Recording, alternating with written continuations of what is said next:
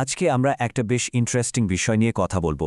এটা হলো ট্রাম্প প্রশাসন আর ইরানের মধ্যেকার একটা সংঘাত নিয়ে করা এক বিশেষ ভাষ্যের বিশ্লেষণ। তো চলুন দেখি ঠিক কী বলা হচ্ছে সেখানে। আলোচনা শুরু করার আগে একটা ব্যাপার কিন্তু একদম পরিষ্কার করে নেওয়া ভালো। আমরা এখানে যা কিছু দেখব বা শুনব তার পুরোটাই কিন্তু একটা নির্দিষ্ট উৎস থেকে নেওয়া। মানে আমরা তাজ হাশমি নামের ইউটিউব চ্যানেলের একটা ভাষ্যকে ভেঙে দেখছি। এতে করে পুরো ব্যাপারটা বুঝতে সুবিধা হবে। আর এই ভাষ্যের একেবারে শুরুতেই এর মূল কথাটাই হলো একটা বেশ বিস্ফোরক দাবি।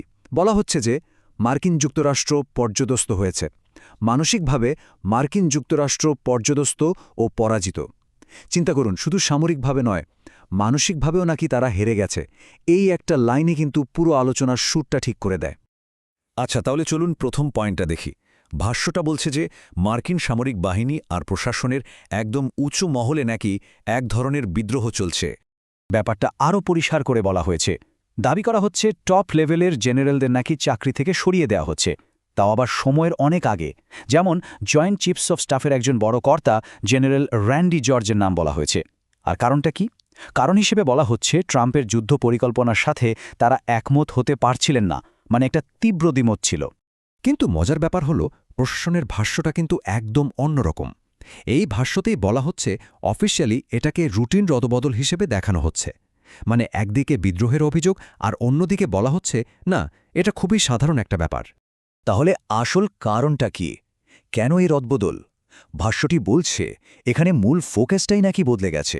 এখন আর অভিজ্ঞতাকে ততটা গুরুত্ব দেওয়া হচ্ছে না যতটা দেওয়া হচ্ছে আনুগত্য বা লয়ালটিকে। এই স্লাইডটা দেখলেই বিষয়টা আরও পরিষ্কার হবে। একদিকে দেখুন অভিজ্ঞ জেনারেলরা, যারা যুদ্ধ পরিকল্পনা নিয়ে প্রশ্ন তুলছেন বা ধরুন ডাইভার্সিটির মতো বিষয়গুলোকে সাপোর্ট করছেন, আর অন্যদিকে তাদের জায়গায় কাদের আনা হচ্ছে এমন লোকদের যারা আমেরিকা ফার্স্ট নীতির প্রতি পুরোপুরি অনুগত এবং কোনো প্রশ্ন ছাড়াই সব আদেশ মেনে নেবে। আর এই নতুন নীতির মূল কথাটা কি? ভাষ্যটা বলছে নতুন প্রতিরক্ষা সচিব প্যাট হেগসেট নাকি বলেছেন অভিজ্ঞতা নয়, এখানে দরকার লয়্যালটি। মানে একদম পরিষ্কার কথা। বিষয়টা শুধু নিয়োগেই থেমে নেই। এই ভাষ্য অনুসারে পুরো পেন্টাগনের কালচারটাই নাকি বদলে ফেলার চেষ্টা চলছে। যেমন বলা হচ্ছে প্রশাসন চায় এমন একটা পেন্টাগন যারা কোনো প্রশ্ন করবে না, শুধু অর্ডার ফলো করবে। ডাইভার্সিটি বা বৈচিত্র্যের যত প্রোগ্রাম আছে সেগুলো বন্ধ করে দেওয়া হবে। আর সবচেয়ে মারাত্মক অভিযোগটা হলো পারফেক্ট সোলজার বা আদর্শ সৈন্য হিসেবে নাকি আবার সেই পুরনো ধারণায় ফিরে যাওয়া হচ্ছে, সাদা চামড়ার, পুরুষ, অ্যাংলো স্যাক্সন। আর এর মানে দাঁড়ায় সেনাবাহিনী থেকে সংখ্যালঘু আর নারীদের সরিয়ে দেওয়ার একটা পরিকল্পনা চলছে। এতক্ষণ তো আমরা প্রশাসনিক রদবদল নিয়ে কথা বললাম। এবার আসছি এই ভাষ্যের সবচেয়ে বলা যেতে পারে চাঞ্চল্যকর দাবিতে, আর সেটা হলো হতাহতের সংখ্যা নিয়ে। দাবিটা হলো যুদ্ধে যতজন মার্কিন সৈন্য হতাহত হচ্ছে সেই আসল সংখ্যাটা নাকি পুরোপুরি লুকিয়ে রাখা হচ্ছে। তাহলে প্রশ্নটা হলো ইরানের সাথে এই সংঘাতে সত্যি সত্যি কতজন হতাহত হয়েছে?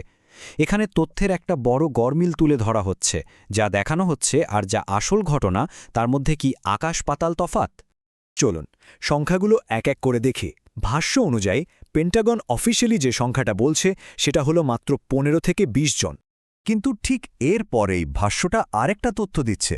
একটা মার্কিন গোয়েন্দা সংস্থার সোর্স থেকে পাওয়া সংখ্যাটা নাকি প্রায় 750। দেখুন পার্থক্যটা কত বিশাল। আর সব শেষে আসছে ইরানের দাবি। ইরান যে সংখ্যাটা বলছে সেটা হলো 800। ইন্টারেস্টিং ব্যাপার হলো এই ভাষ্য অনুযায়ী ইরানের সংখ্যাটা কিন্তু মার্কিন গোয়েন্দা সংস্থার দেওয়া সংখ্যার বেশ কাছাকাছি। স্বাভাবিকভাবেই প্রশ্ন আসে, যদি আসল সংখ্যাটা এত বেশি হয় তাহলে সেটা লুকানোর কারণ কি? এই ভাষ্য বলছে এর পেছনের কারণটা পুরোপুরি রাজনৈতিক। সামনে মধ্যবর্তী নির্বাচন, আর এর আগে হতাহতের আসল সংখ্যাটা প্রকাশ পেলে জনসমর্থন একেবারে কমে যাবে। এই ভয়েই নাকি হোয়াইট হাউস আর পেন্টাগন মিলে সংখ্যাটা চেপে যাচ্ছে। এই যে কথিত যুদ্ধ আর ভেতরের এত সমস্যা, এর প্রভাব তো শুধু যুদ্ধক্ষেত্রেই পড়ার কথা নয়। ভাষ্যটি বলছে এর আঁচ এসে লাগছে আমেরিকার সাধারণ মানুষের জীবনেও। চলুন দেখি দেশের ভেতরে কি হচ্ছে বলে দাবি করা হচ্ছে। ভেতরের অবস্থাটাও নাকি বেশ টালমাটাল। যেমন তেলের দাম হু হু করে বাড়ছে, মর্টগেজ লোনের ইন্টারেস্ট রেট বেড়ে যাচ্ছে।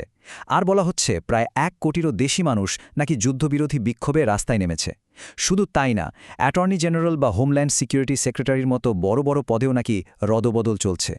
তো পাবলিকলি বা জনসমক্ষে কি বলা হচ্ছে? ঘোষণাটা হল আমেরিকা মধ্যপ্রাচ্য থেকে তাদের সব সৈন্য ফিরিয়ে আনবে।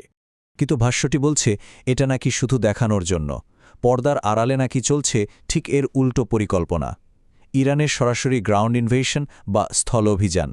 ভাষ্যকার এটাকে একটা আত্মঘাতী পরিকল্পনা বলেও উল্লেখ করেছেন। সব মিলিয়ে এই ভাষ্যটা শেষ পর্যন্ত কোথায় গিয়ে দাঁড়াচ্ছে?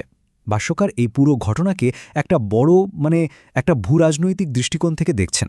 আর তার উপসংহারটা বেশ পরিষ্কার। তিনি বলছেন এই লড়াই ইরানই জিততে চলেছে, আর আমেরিকা তারা মানসিকভাবে হেরে গেছে। শুধু তাই নয়, এই জয়কে শুধু ইরানের জয় হিসেবে দেখা হচ্ছে না। ভাষ্যটি শেষ হচ্ছে এই বলে যে এটা আসলে তৃতীয় বিশ্বের জন্য একটা সম্মিলিত বিজয়। এই পুরো আলোচনাটা শোনার পর একটা বড় প্রশ্ন কিন্তু মাথায় ঘুরতে থাকে। যখন সংঘাত চলে তখন আসল সত্যিটা কি? যা আমাদের বলা হয় সেটাই কি সত্যি, নাকি আসল ঘটনাটা অন্য কোথাও লুকিয়ে থাকে? মানে এই যে ন্যারেটিভ বা আখ্যান, এটা আসলে কে নিয়ন্ত্রণ করে? প্রশ্নটা কিন্তু ভাবার মতোই।